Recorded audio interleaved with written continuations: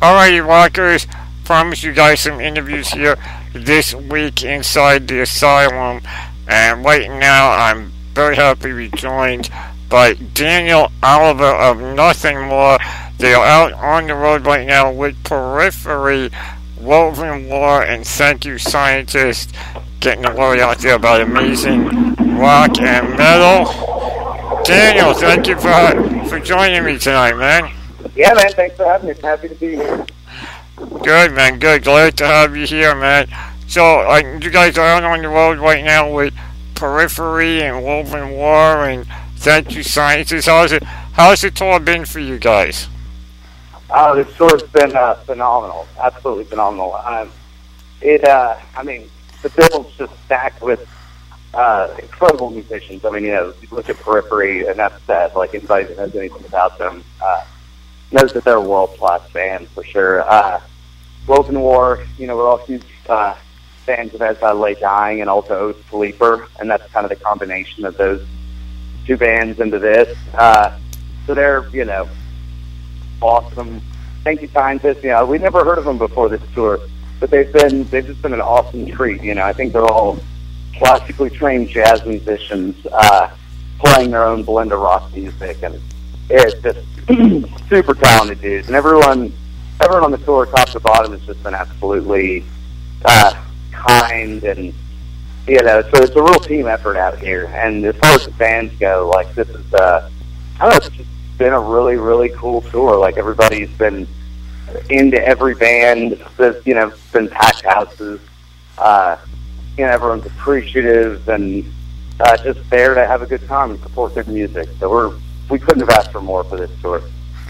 Well, that's always good to hear. Now, you guys have actually been going on the road now for some time now. You guys started on your own back in November with the We Are Not Machines tour, and that took you into this tour right now with Periphery and Woven War and Thank You Scientists. Have you had towns where you've gone back to similar areas from when you went out with the We're Not Machines tour, and maybe the crowd was bigger, or do you think one tour led into the other in regards to exposure for you guys?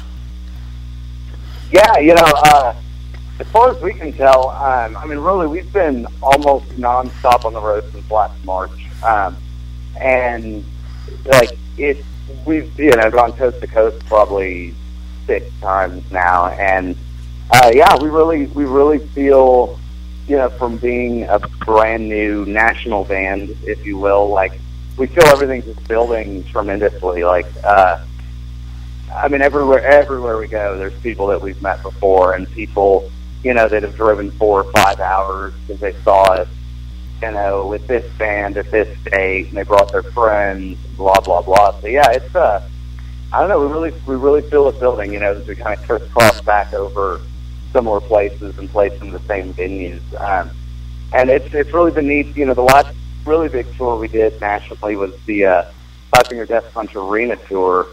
And, the arena, it's really hard to get a gauge of anything. It's so big, and we're the first band, and everything kind of feels so distant. But now that we're back in the clubs, main support for Periphery, we can really feel that a lot of the crowd at least knows who we are, and a lot of people have come to support us, and it's been an amazing time with the fans out here. Now, at this point, I'm sure you guys are, I know for a fact you guys have gained tons of exposure between internet radio and satellite radio and the internet with the self-titled album that you guys released last year. What was it like when at first, I'm sure it's still kind of settling in for you guys, to have the audience singing back your own lyrics back to you guys? Has that really kind of sunk in as a, wow, it's happening. We're out there and we're making it happen, and they not only know who we are, but they know our music. It's absolutely incredible. As an artist, I think the coolest thing and like our greatest hope is that, you know, what we write and what we play and like the vibe we put out connects with people. And when you know, so many people show up to the shows, like singing every word along with us, and even to the point of like actually embarrassing and things like that. It's absolutely incredible. Like, there's nothing we can ask. There's nothing more we could really ask for from the fans or from, you know, our musical career in general. So we're super stoked. No, absolutely, man. I mean, it's always good. You know, every band dreams of that, and it's so nice to hear you guys are getting that. And I want to go back and I want to touch on the album, the self-titled album that you guys put out in 2014. And first thing I want to do is I want to commend you guys on actually putting out a full album. You guys actually gave people a 17-track album, and that's something that even the veterans of the rock and metal world aren't doing anymore. What made you guys decide when you sat down to do the album to just go full blown and give everything you gave in the album and do a full 17-track album? Yeah, you know, when we made this album that we're doing on the self-titled record, we weren't stopped, and it was, we self-produced it literally in the house that 3/4 of us lived in, and we did a Kickstarter campaign, and so it's a crowdfunded record, and you know, when we sat down to do it, it was just one of those things, like we weren't going to stop until every song was perfect, and like when we felt like we were done writing, you know, when it came time to decide, like, which of our children wasn't going to make the record, I don't know, there was just very few songs and pieces of music that we didn't feel like didn't fit, you know, and we it was awesome, man. We had awesome management.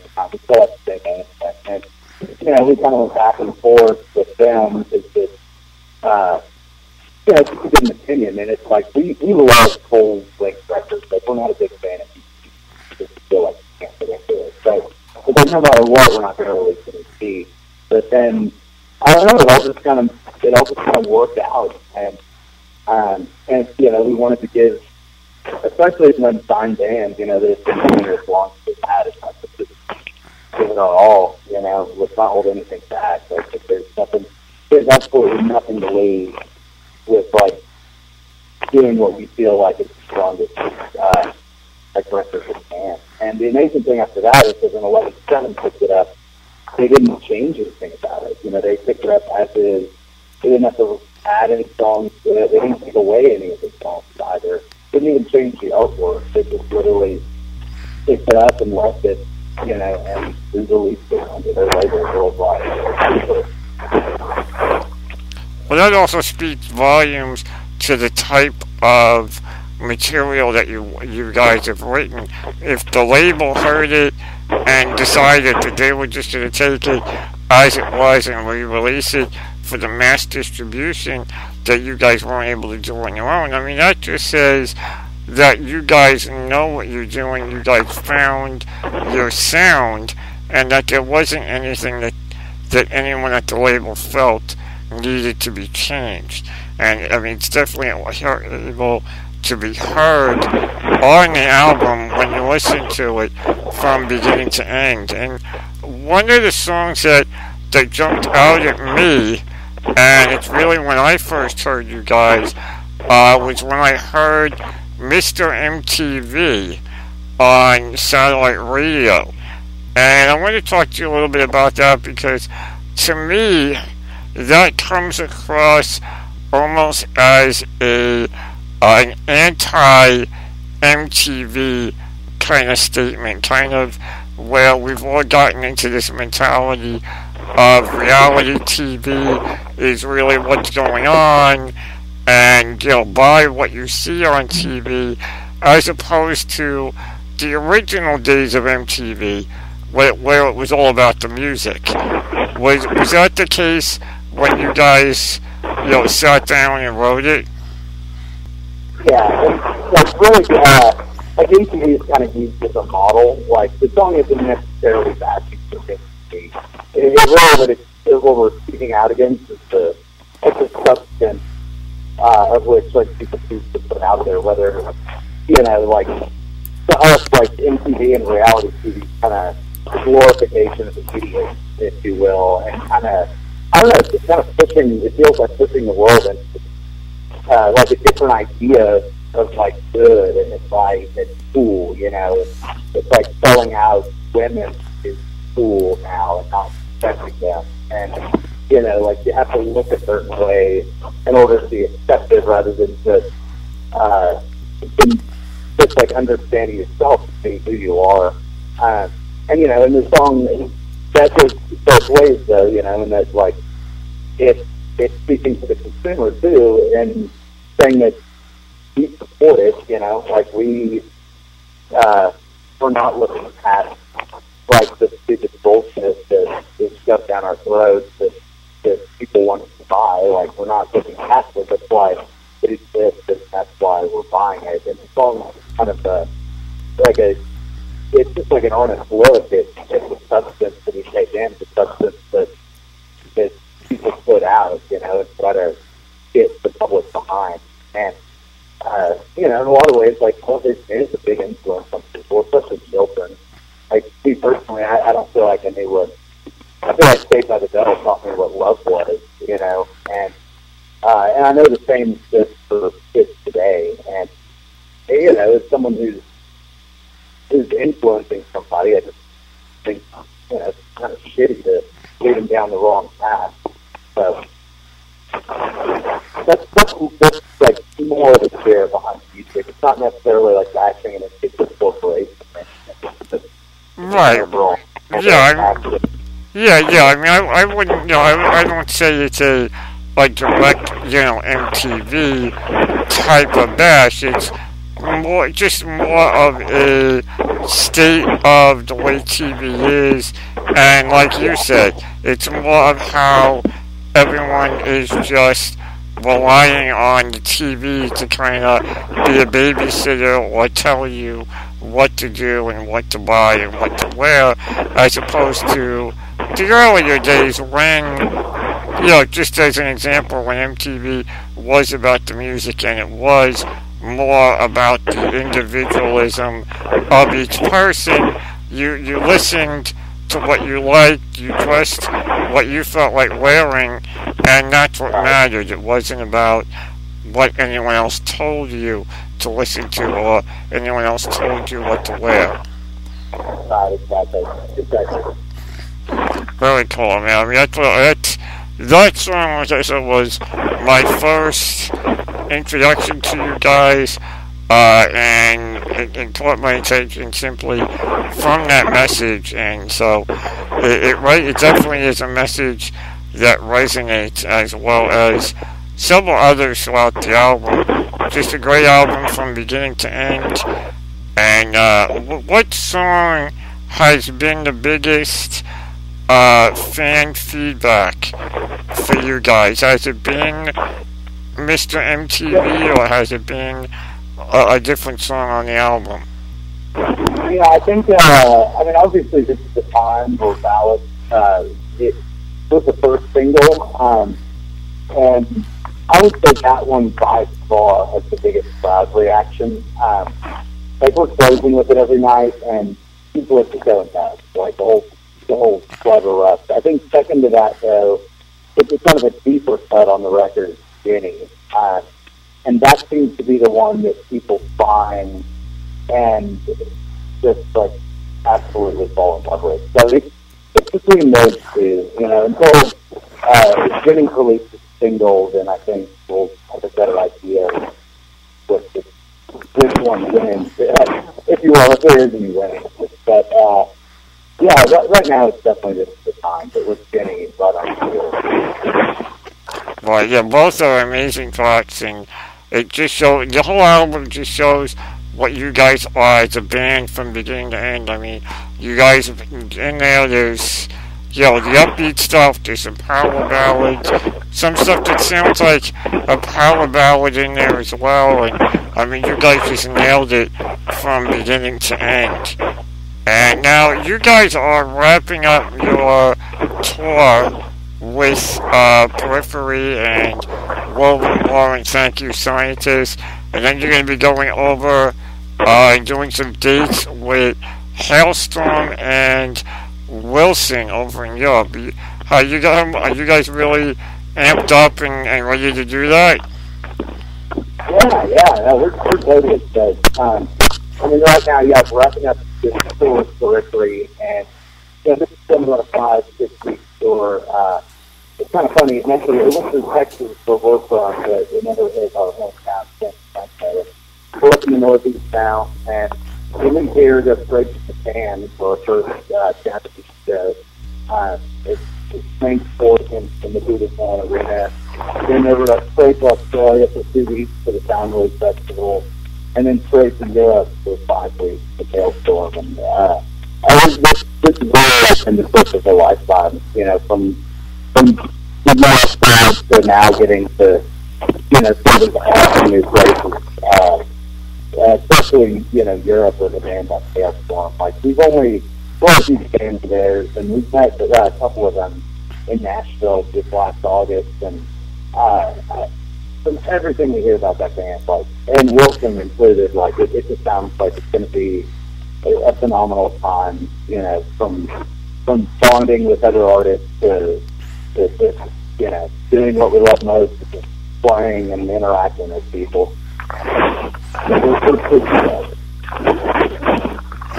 Yeah, I mean, Wilson is a definitely up-and-coming band. I know they're a fun band. I've been playing some of their stuff here inside the ASYLUM, and Halestorm, everyone just knows and loves them.